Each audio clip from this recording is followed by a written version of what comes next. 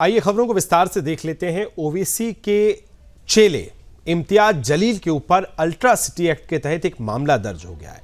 बता दें कि विधानसभा में हार का सामने को देखकर बौखलाए इम्तियाज जलील ने एक पत्रकार परिषद यानी प्रेस कॉन्फ्रेंस पर दलित समाज पर पैसे लेकर फर्जी वोटिंग के आरोप लगाए, साथ ही अभद्र भाषा का इस्तेमाल किया। इसके चलते दलित समाज ने इम्तियाज जलील के खिलाफ जमकर प्रदर्शन किया और पुलिस थाने में पहुंचकर इम्तियाज के खिलाफ शिकायत दर्ज कराई। फिलहाल छत्रपति संभाजी नगर के सीट को N7 पुलिस थाने में इम्तियाज के खिलाफ अल्ट्रा सिटी एक्ट के तहत मामला दर्ज कर लिया गया है और आगे की कार्रवाई भी अब जारी है।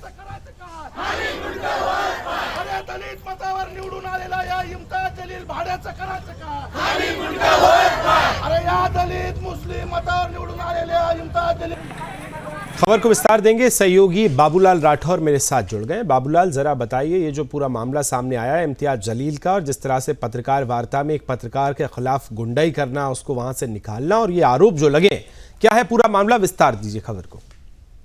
देखिए विकास, इम्तियाज जलील AIMIM का ये जो विधानसभा चुनाव लड़ रहा है, इससे पहले लोकसभा चुनाव में इसकी हार हुई थी और 2019 में भी लोकसभा चुनाव ये जीता था, लेकिन वहां पर जय भीम और जय मीम के नारे दिए गए थे और जय भीम को बेवकूफ बनाया गया था उनको, और उनसे वोट लिए गए थे। और अब जो है इम्तियाज जलील की हार निश्चित दिखाई दे रही है।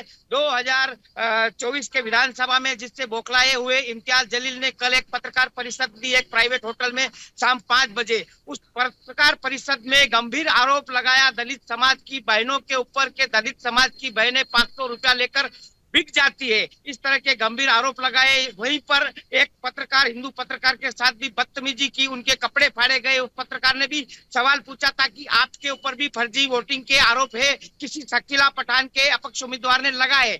इससे बौखला गया था इम्तियाज जलील और इसी के चलते जो है दलित समाज की पुलिस थाने में कल देर रात बड़ी संख्या में दलित समाज जमा हुए और उन्होंने मांग की है कि इम्तियाज जलील के ऊपर अल्ट्रा सिटी एक्ट का मामला दर्ज किया जाए। उन्होंने दलित समाज की महिलाओं का अपमान किया है, अभद्र टिप्पणी की है उनको लेकर।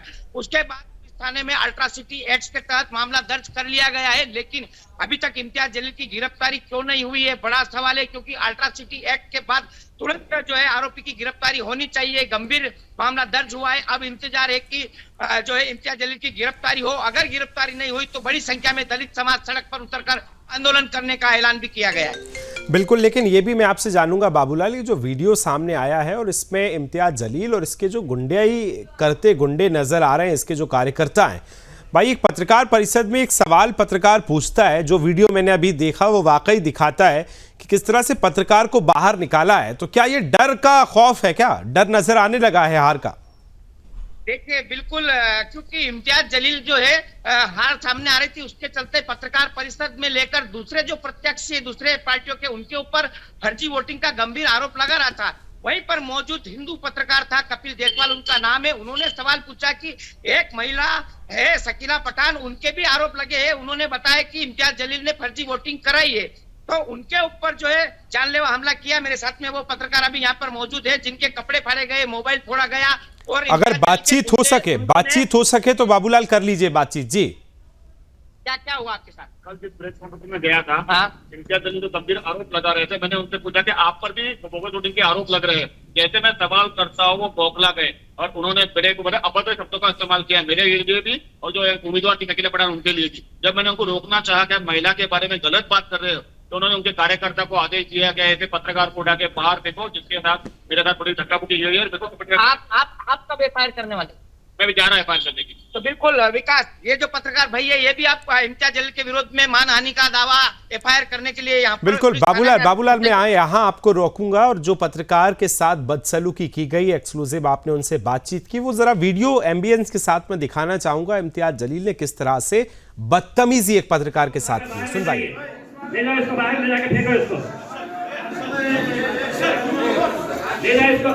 मैं तुझे नहीं कहा, मैं मीडिया की पे रह चुका हूँ। ले जाओ इसको उठाकर बाहर ले जाइए, ले जाओ इसको बाहर, ले जाके फेंको इसको, ले जाओ इसको। मैं तुझे नहीं कहा, मैं मीडिया की पे रह चुका हूँ। तो ये वीडियो आप देख रहे थे, पत्रकार जो है उन्होंने जब सवाल किया तो उसके बाद बाहर ले जाने के फेंकने की बात और इस तरह का दावा इम्तियाज जलील करता नजर आ रहा है। बाबूलाल, लौटूंगा आपके पास, आगे बढ़ेंगे। बात होगी ज्ञानवापी विवाद से जुड़ी एक बड़ी खबर की। सुप्रीम कोर्ट ने मस्जिद कमेटी को नोटिस भेज दिया है। शीर्ष अदालत ने मस्जिद कमेटी से 2 हफ्ते में जवाब तलब किया है। हिंदू पक्ष की ओर से दायर अर्जी पर कोर्ट ने नोटिस भेजा है। 17 दिसंबर को मामले की अगली सुनवाई होनी है। यह बड़ी खबर आपको बता रहे हैं। सुप्रीम कोर्ट ने मस्जिद कमेटी को नोटिस भेजा है और शीर्ष अदालत ने मस्जिद कमेटी से 2 हफ्ते में जवाब तलब किया है। खबर को विस्तार देंगे मेरे सहयोगी रजत मिश्रा फोन लाइन पर मेरे साथ जुड़ गए। रजत, बताइए, ज्ञानवापी विवाद से जुड़ी ये बड़ी खबर, मस्जिद कमेटी को नोटिस, क्या कुछ इसमें कहा गया है, कितना अल्टीमेटम है? देखिए, ज्ञानवापी को लेकर जो गतिविधियां हैं वो सुप्रीम कोर्ट में अब लगातार तेज होती जा रही हैं। इस पूरे मामले में जिस मुद्दे पर आज सुप्रीम कोर्ट में सुनवाई हो रही थी उसमें विशेष बात ये थी कि जो मामले ज्ञानवापी से जुड़े हुए निचली अदालतों में चल रहे हैं, तकरीबन 15 ऐसे मसले हैं जो निचली अदालतों में लगातार जिनके ऊपर सुनवाई हो रही है और हर अदालत अलग अलग प्रकार का निर्णय दे रही है। उसको लेकर हिंदू पक्षकारों की तरफ से ये दलील दी गई थी कि इन सभी मामलों को हाईकोर्ट में एक साथ इसके ऊपर एक 3 जजों की बेंच में इसमें सुनवाई की जाए। उसको लेकर ये आज पूरी सुप्रीम कोर्ट में सुनवाई हुई है, जिसमें सुप्रीम कोर्ट ने मुस्लिम पक्षकारों को जवाब दाखिल करने के लिए कहा है और 15 दिन का समय उनको मिला है। 15 दिन के अंदर उनको अपना इसमें जवाब दाखिल करना होगा।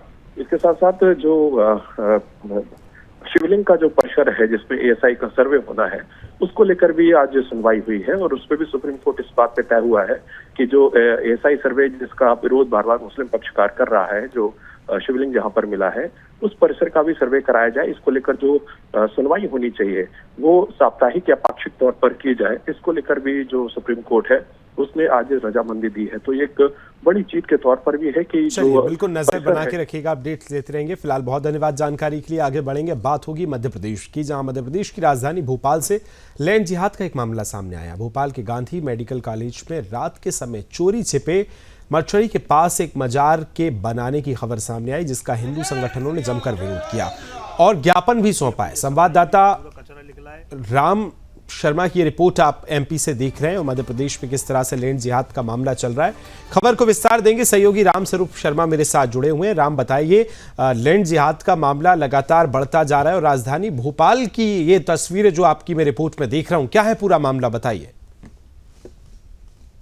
मध्य प्रदेश की राजधानी भोपाल का ये गांधी मेडिकल कॉलेज है जो हमेशा लैंड जिहाद को लेकर चर्चाओं में रहता है। पिछले दिनों सुदर्शन न्यूज ने इसके मामले को उठाया था और अवैध मज़ारों का वहां जो निर्माण किया जा रहा था उसमें सुदर्शन न्यूज के हस्तक्षेप के बाद उस अवैध निर्माण को रोका था। लेकिन कुछ दिनों के बाद फिर एक मामला सामने आया है और इस बार सबसे ज्यादा चौंकाने वाली बात यह है कि जिहादी तत्वों ने रात के वक्त वहां एक मजार बनाने की कोशिश की है।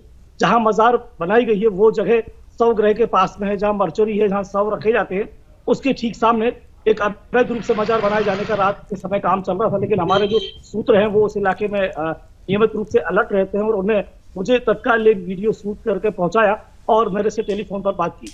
उस वीडियो को लेकर मैंने हिंदू संगठनों से बात की और सुदर्शन न्यूज ने फिर एक ज्वाइंट ऑपरेशन उसके लिए छेड़ा और कल सुदर्शन न्यूज और हिंदू संगठनों ने मिलकर एक ज्ञापन प्रशासन को सौंपा है, जिसमें प्रशासन ने उस पर कार्रवाई करने की, उस पर रोकथाम करने की फिलहाल बात कही है। सबसे बड़ी बात यह है कि गांधी मेडिकल कॉलेज में ये पहला मामला नहीं है, इस तरह के मामले पहले भी वहां आते रहे हैं। बिल्कुल, और नजर आप बना के रखिए, अपडेट्स आपसे इस पूरी खबर पर हम लेते रहेंगे। फिलहाल बहुत धन्यवाद जानकारी के लिए।